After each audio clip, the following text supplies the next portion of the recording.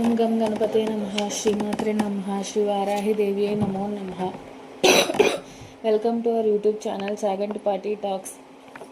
కోరిన కోరికలు తీర్చే సుందరకాండ 15వ రోజు పారాయణం. జానకీదేవి. రూప యవ్వన సంపన్నుడు సర్వాలంకారణ భూషితుడు అయిన రావణుని చూస్తుంటే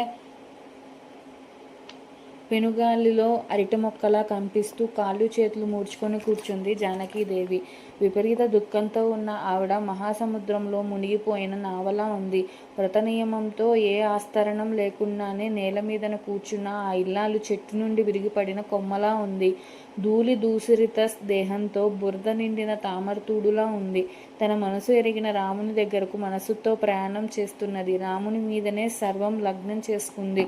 మంత్రబద్ధమైన ఆడత్రాచుల ధూమకేతువు ఆవరించిన రోహిణి తారలా కనిపిస్తున్నది. ఆచార కుశలశీల సంపన్నయై ప్రభవించిన అనాచార పీడిత అయినట్లున్నది.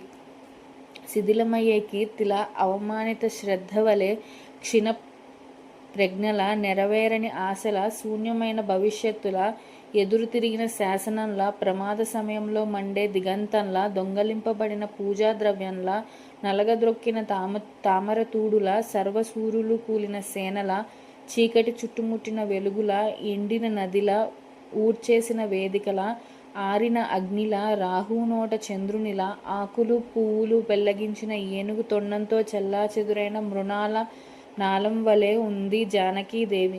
కృష్ణపక్షపు రాత్రిలా ఎండవేడికి వడలిపోతున్న తామరతూడుల గజరాజు బంధితుడు కాగా దుఃఖించే ఆడ ఏనుగుల మేఘాలు లేని చోట వనంలా ఉపవాస దుఃఖంతో కృషించి దీనురాలి అయి అల్పాహారంతో తపోధనంతో తన భర్త వల్ల దశకంఠుడు పరాభూతుడు కావాలనే అంజలి బంధంతో ప్రార్థిస్తున్నట్టుంది. పవిత్ర చరిత్ర కల ఆ ధవలయత నేత్రను సంహరించేటట్లు చూశాడు రావణుడు. 15వ రోజు పారాయణం సంపూర్ణం. Please subscribe our channel. జై శ్రీరామ్. Thank you.